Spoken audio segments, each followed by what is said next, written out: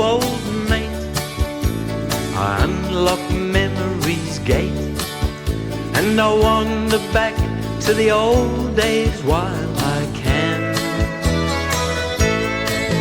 To the place we both knew well, where we once used to dwell, to the country town of old Wallerawang. I can see the old place still, the homestead up on the hill. All the flowers you planted made the pathways look so grand. The back veranda where we sat at evening times to chat about the goings on in old Wallerawang.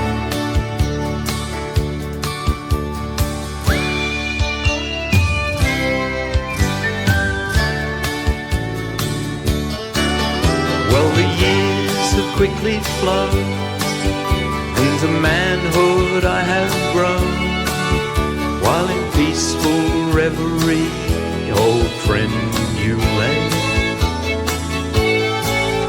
With your hands so gnarled and worn from the life to which you were born, a coal mining man in old Wallerawang. A coal mining man in old Wallerawang.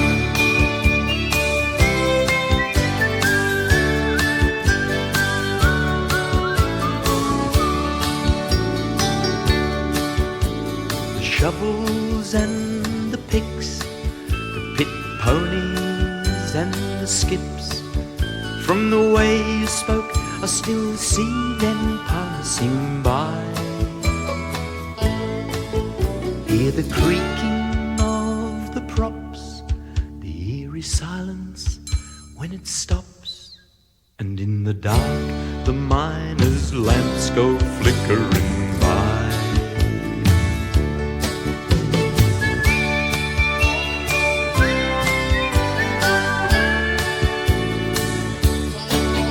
Like the coal mines that have gone, old mate, you've now passed on. I try to hold the tears back, but I don't think I can. Yes, it makes me sad, old mate, so I'll relock memory's gate and let you rest in peace in old Wallerawang. Let you rest in peace in old Wallerawang. Rest in peace in old Wallerawang.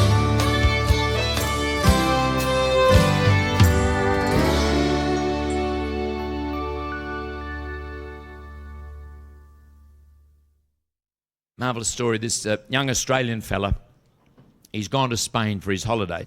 He went there for the cholera.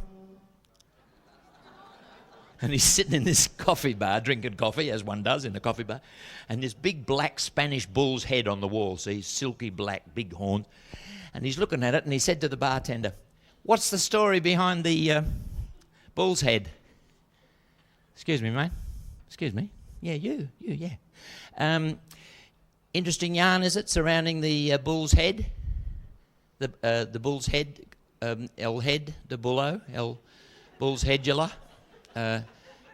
Historia interestino surrounding el heado de toro, el bullo's heado. And the bartender's looking at him. He's got a coffee cup clenched in his hand and his knuckles have gone white and he's got the shakes. And he said, "Please, senor, do not speak to me of this bull, for this bull has killed my brother." And the Australian chap, very sensitive to changes of mood, as most Australians are, he said, "Oh, sorry about that. Well, I've only just heard, about your brother. Yeah. Your brother was a bullfighter, was he, the brother? Bullfighter? Your brother? Was he a bullfighter, your brother?" The fellow said, No, he was sitting there one night and the head fell on him."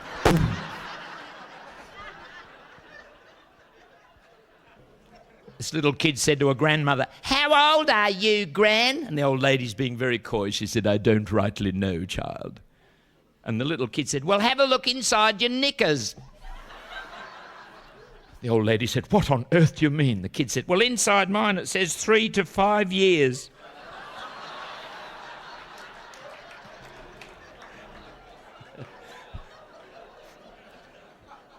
Anybody here from Liverpool by any chance?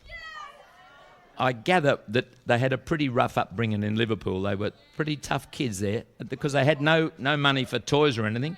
I was talking to a bloke, he said when he was a youngster, they had a game called forwards, sideways, backwards.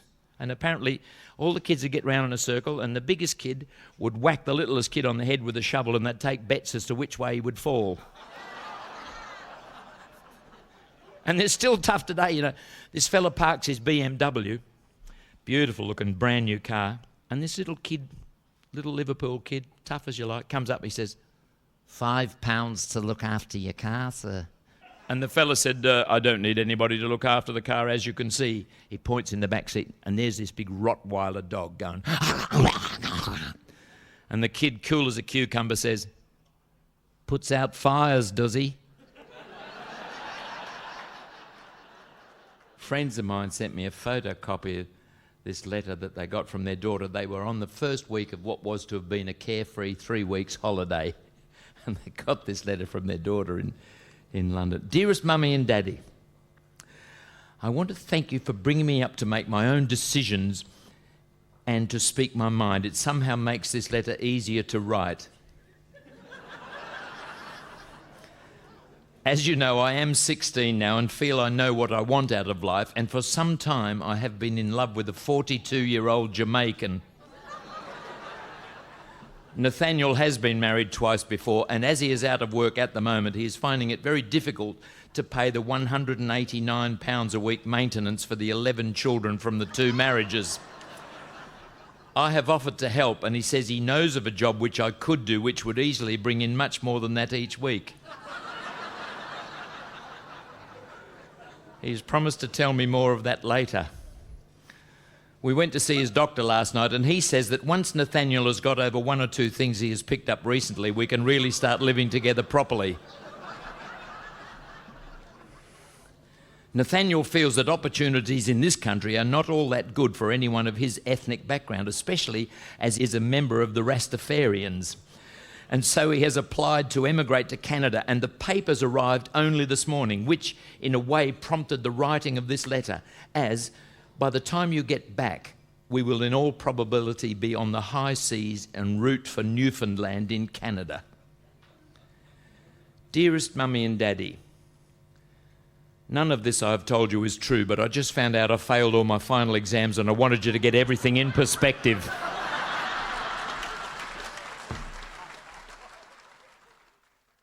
In Sydney, this young fella parks the car, turns off the headlights, the ignition, out of the glove box a bottle of rum and 2 plastic cups.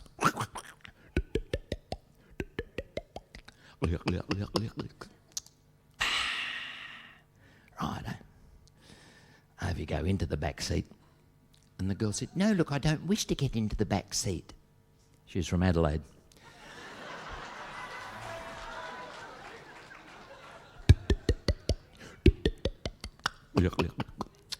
Right, I said, "No." She said, "No, look, I've told you I do not wish to get into the back seat."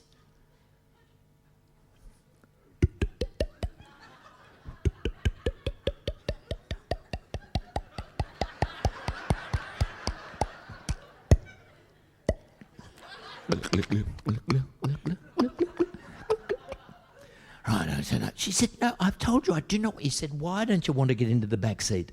And she said, "I want to be with you."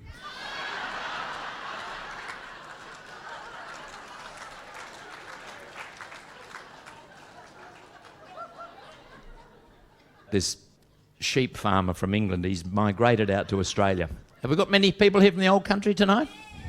Just the 4, okay. But he had a little sheep farm in England and he's come out to Australia. He's running a similar size establishment here. And eventually, after staying the requisite number of years, he's applied for and received Australian citizenship. So he says to himself, well, I'm Australian now, so I'll do it the way the Australians do it. So he gets on the phone to this shearing contractor, see, and he said, look, I wonder if you could send some chappies over. I've got some sheep that need shearing. And the fellow on the other end of the phone said, oh, yeah, we're in a bit of strife at the moment. See, hang on a minute, I'll just get the paperwork here. The A team is 22-man team out in the Riverina. They've got another 13,000 to shear. They'll be like at least a week now. And just a minute. And the B team, that's the 17-man team there out in the Darling Downs, and there's 11,000 they've got. How many sheep have you got? 42. 1,000? No, individual sheep, do you see? And there's a long pause, and eventually the fella says, could I have their names?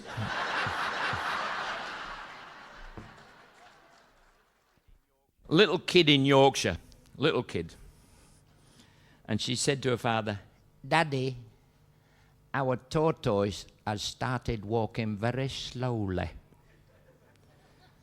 Now the father looks down at this little kid, and I mean, how to start explaining to the kid about life and death and growing old and, you know. He said, well, love, he is getting on his Toby for a tortoise, and they do slow down as they get older, you see, love. And eventually, like all other living things, they stop altogether. It's like a clock that will never go again, you see, love. And if that happened to Toby, he would just be like a lump of clay. He would never move again. He'd be cold and lifeless.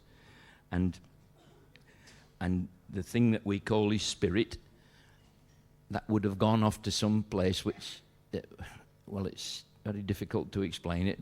It's most mysterious, love. But if it happens to Toby, don't be too upset, love.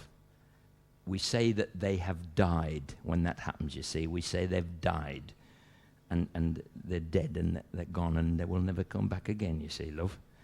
But you mustn't be upset. Just come and find me, and whatever I'm doing, I'll stop. And we'll go and get little Toby, and we'll take him down to my workshop, and I'll make a little box just to fit him in, you see. And we'll put him in, and I'll make a little lid with some hinges on to cover him over, you see, look.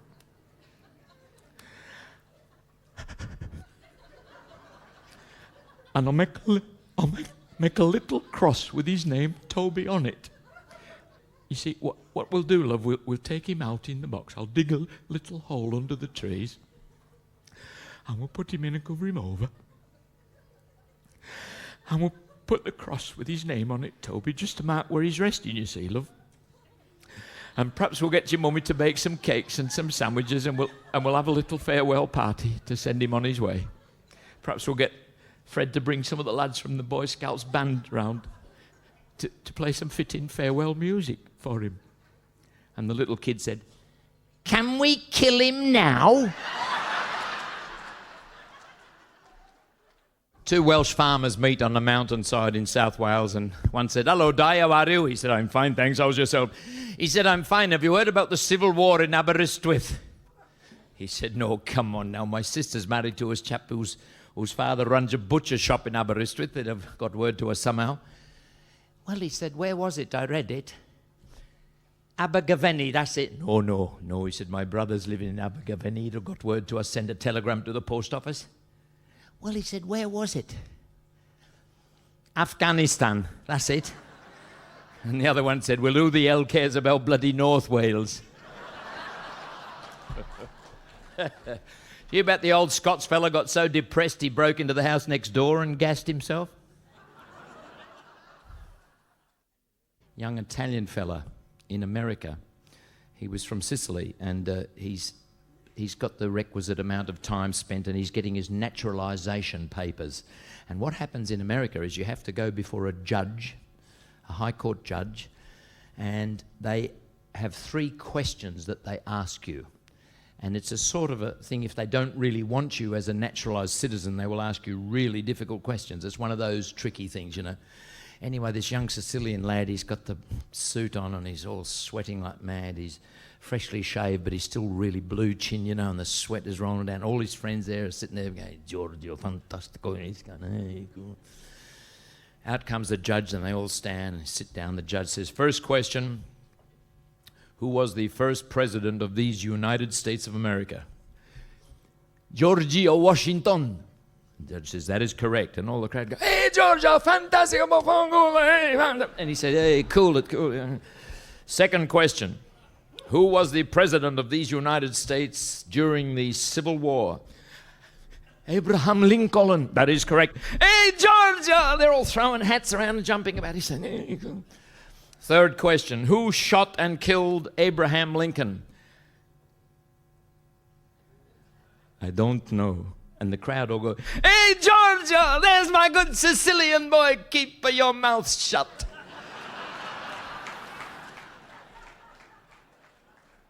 Three old Italians sitting in this piazza in Italy, toasting their son's success in the new land of America. And the first one said, my boy Franco, he's doing fantastic. He's a dottore. A dottore, he's making something like $250,000, $300,000 a year. And they all go, hey, Franco. Second one said, hey, my boy, he's doing fantastic. Oh, Gianni, he's doing very good. He's a lawyer. He makes sometimes $600,000, $750,000 a year. Easy. Hey, fantastic. Drinking. The third one said, my boy, Giulio, he's a sports mechanic. He makes sometime over $1 million in a year. He's fantastic. A sports mechanic. The other two say, sports mechanic, what is this? He said, I don't know. He tried to explain to me on the telephone. Apparently he fixes boxing matches, fixes baseball games.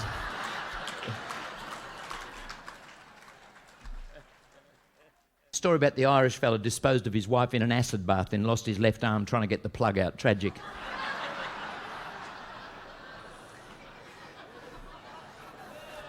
Or the Irish fella goes to the doctor and the doctor said, you have flu. He said, no, I come on me bike.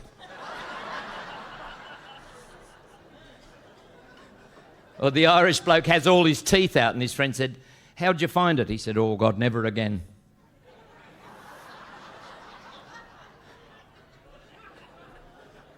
The Irish chap rings up the maternity ward of the hospital. He said, have you any further news about me wife who's in labour at the moment? And the matron on the other end of the phone said, is this her first child? No, this is her husband.